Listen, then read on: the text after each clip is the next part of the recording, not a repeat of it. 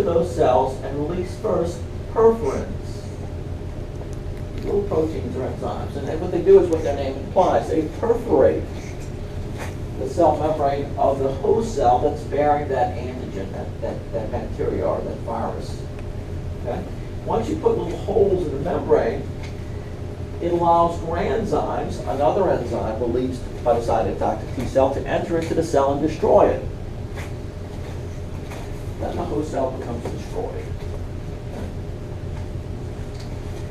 So, in this example, let's say, and the most common is a viral infection. The way we get rid of a viral infection is destroying our own cells that are hosting the virus, that are allowing the virus to replicate. Okay? In that case, that host cell is now bearing antigens on the surface that don't belong to us. Okay? And that's being recognized by cytotoxic T cells. So we're attacking those cells. We're getting rid, in doing so, we're getting rid of the viral infection, because viruses can't live independent of our cells. They have to grow and reproduce inside of us. They use our own host machinery. Isn't that crazy? They're just taking over. We can't allow that. Wouldn't be prudent. Okay? Now, notice that these same helper T cells that have been exposed to a particular antigen can also stimulate macrophages, B cells that have been exposed to the same antigen. And another thing they do is differentiate into a group of cells called memory cells. Okay? So at the same time they're differentiating, forming active helper cells that are producing cytokines, interleukins, they're also producing a group of cells called memory cells that aren't releasing interleukins. They stop one step short. They're just going to hang around the bloodstream. Okay? And periodically proliferate. But these cells are programmed to recall that particular antigen.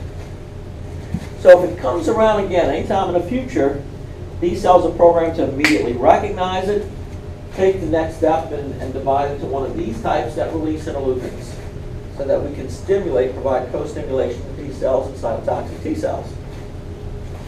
Yes? I see that the memory cytotoxic cell, well, T cell, it also produces a memory one, so that's going to do the same thing as the... That's right. Right. And so, by the same token, you're very observant. The activated cytotoxic T cell is not the only progeny of this activated cell, but activated cell also produces a group of clone of memory cells. Okay, so that, and these memory cells stop one step short of being fully activated. Okay? They stop right here. So that the next time that antigen comes along, we don't have to go through the entire process. Okay? So these memory cells circulate in our bloodstream, and their only purpose is to react immediately should we come into contact with that same pathogen. So does that make the virus or whatever it is like more short-lived? Oh, it doesn't. It normally, when you come into contact with a virus, when it invades your private space, okay, it may take a week or two to generate an immune response. Okay, during that week or two, it's proliferating, and it can initiate or establish infection. If it comes around again, okay, our immune system doesn't have to go through this entire process where the pathogen is carried to a lymph node, it's picked up by a macrophage, the macrophage presents it to, the helper T then co-stimulates. That takes time. If it comes around a second time, all of that stuff, in a sense, has already occurred, and all of these memory cells are already trained to recognize it, and they're just one step short of becoming fully activated. So the process, the second time around, all of a sudden the immune response is more immediate and certainly more overwhelming, so that the virus or the bacteria doesn't have an opportunity to set up infection. Okay? That's why once we've been exposed to a particular infection, it's unlikely we'll get that same infection again. So that's what they mean when they say you're immune to it. You're immune, right. You have memory. Yes, Jordan. Why in some of the more serious forms of leukemia, like you have the main four, like your ALL and whatever, but why in some of the more serious ones do they check your B cells and your T cells? Because some leukemias are derived from B cells, and some leukemias are derived from T cells, and they respond to therapy differently. So we have to know when we're trying to, it's not enough for like an average physician. You know, your job kind of stops when you make the diagnosis of leukemia and you refer the patient to an oncologist. Yes. They're going to do cytologic studies to find out more about the particular malignant cells, Okay. to identify them further. Okay, look here. Here's a big old bad B cell. Okay. Now, B cells have a couple of different types of receptors on their surface. They have, in fact, one type of immunoglobulin receptors. These are just antibodies that are tethered to the outside of the cell that allow B cells to recognize pathogens. But in addition, they have MHC2 receptors because they're antigen-presenting cells. So the immunoglobulin receptors allow them to bind to foreign particles, bacteria, viruses, whatever. And then just as with macrophages, they can be taken into the cell, they can be processed, and then that antigenic fragment can be presented on an MHC2 because they're antigen-presenting cells. So here we see a B cell coming in contact with a microbe. It's going to process that microbe. It's going to break it into fragments and present one of those fragments, those antigenic fragments, on the surface of an MHC2. It's then going to present it to a helper T cell. Okay. Now, so the B cell has recognized the antigen. Now the T cell is recognizing the antigen. The T cell, they're doing a double clutch, okay? So that's why I'm magnifying this view. We're looking at the nasty right now. Okay? And then when they do this double clutch, look what happens. The T cell releases interleukins to the B cell that provides that co-stimulation that's necessary for the B cell to become fully activated. So then what the B cell does is it divides into two different clones of cells, just like the T cell. Into plasma cells that begin to produce antibodies, but also a group of memory B cells that stop one step short of plasma cells. Okay? So, as a result of exposure to a particular pathogen, we have this whole host of memory cells, some of which are memory B cells, memory T helper cells, memory cytotoxic cells, that are ready to interact and generate an immune response should it visit again.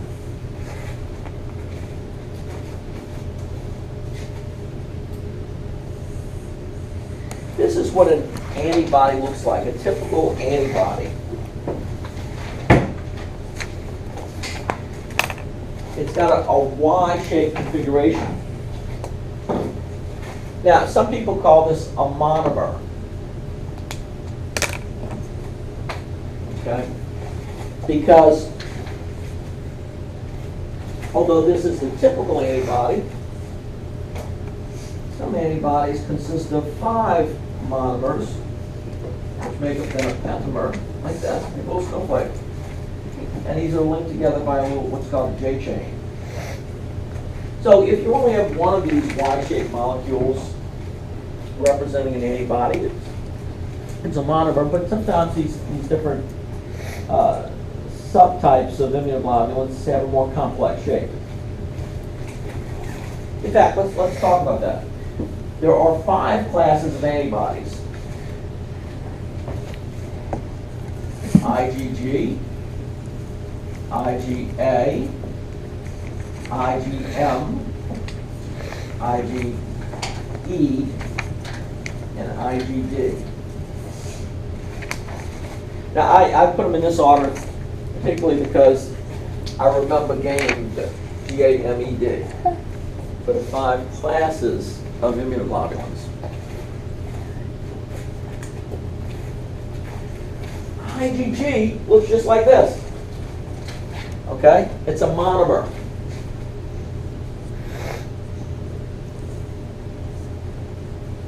What do you need to know about IgG? It's the most abundant immunoglobulin in your bloodstream. The other thing you need to know, and everyone likes to talk about, is the fact that it crosses the placenta.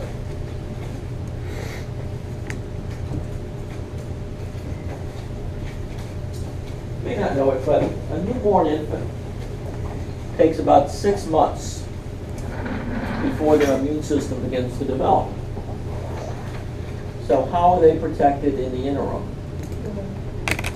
Maternal antibodies, most of which are IgG, that have crossed over from the placenta. But during that 6-month period where they're trying to establish their own immune system, they're coming into contact with foreign antigens as they walk around in this world. Not really walk around. Crawl around. Okay? You know, you see a lot of people who, when they have a baby, they get all meticulous. Okay? They're kind of scrubbing the floors and carpeting, you know, vacuuming the carpet, making sure everything's real clean, you know, sterilizing the bottle every time they give the kids some milk. Okay? Is that a good thing? No, you got to expose them to all of these bad foreign antigens all around us, because that allows them to build their immune system. So this idea about keeping your kids sterile, we let dirt build up. Let them go and play in the dirt. So that's what you did? Not when they're like That's what we did. But I can't, you know, I'm not going to tell everyone to do their own kid, but we didn't worry about that kind of stuff. Or sterilizing the bottle, that was correct. We didn't go through all that. We just didn't do it because we didn't believe it. You just fed them dirt? Yeah. we didn't go that far. We didn't go that far. But the idea is that, you know, for millennia, humans have survived in less ideal conditions than we're in right now. You know? Yes. So I have a question, like, are there immune systems better than ours? Or is it, like, just the same? You'd be surprised that most mammalian immune systems are very similar. If you were to look at, for instance, in fact, we do this in histology, you can look at the lymph node of a mammal, any other rabbit, raccoon, okay, and surprisingly, you'd have a hard time differentiating from a lymph node of a human. So the components of the immune system, when we talk about other, certainly mammals, very, very similar. Very, very similar. You know, there's a grand design. And we're just another animal. We're just following that grand design. Has anybody taken comparative anatomy? Anybody? Well, they offer that here. we have occasionally, but I wouldn't recommend that. Here we go, close. I don't like to say anything that's going to offend anyone. But if you were to take, like, there's some, LSU at one time had a world famous biologist. His name was George Kent. He wrote the book on comparative anatomy. Okay, I remember taking a course from him. This was a long time ago, and it really opens your eyes, you know, to how our species has evolved. And we're not that different. We're really not that different from other vertebrates. We don't consider ourselves animals, but that's all we are as animals. You know, perhaps a little, in our minds, a little more evolved, but who's to say that bacteria are actually not more successful than we are? You know, if success is defined as survival. Because certainly they can survive in environments where we can't. The cockroaches. Cockroaches, yeah. There you go. Humans are relatively weak and fragile creatures. Okay? We like to think of ourselves as being more like God, you know, built in the image of God, but really are we? We make God into a human-like form. You know, we think of God the Father, for instance. But it's kind of an insult to God. You know, I think God's more than that. You know, if there's a God out there, it's not just a human form of us, you know, or a more sophisticated form of humans. So God's a bacteria is what you're saying? I just said it. But yes, God's a bacteria. Okay. A staphylococcus. Yeah.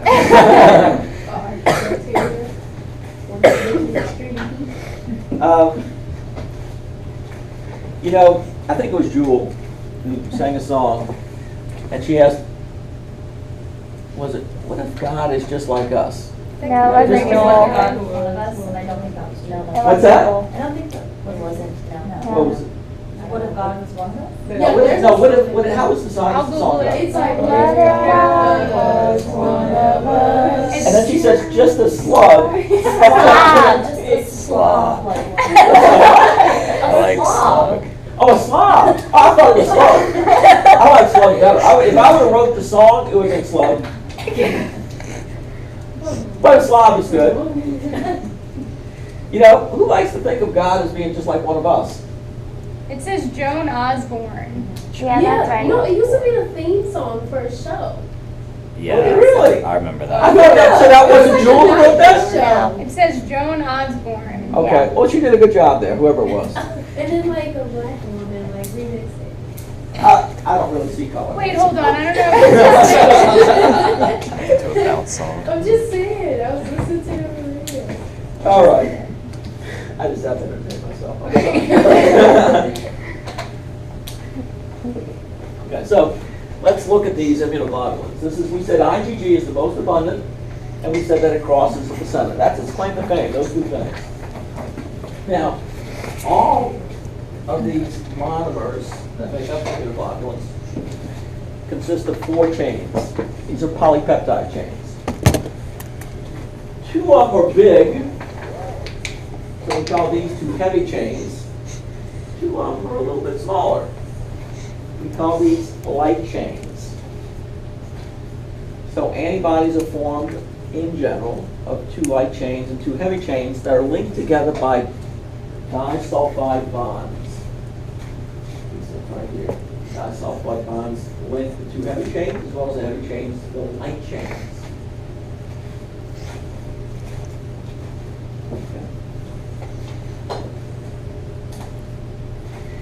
Now, the stalk of the Y represents what's called the FC fragment. And the C stands for crystallizable. Yeah, this relates to some chemical techniques they use to analyze antibodies. But that FC fragment is constant within a class of antibodies. Okay? And in fact, the FAB fragment is the antigen binding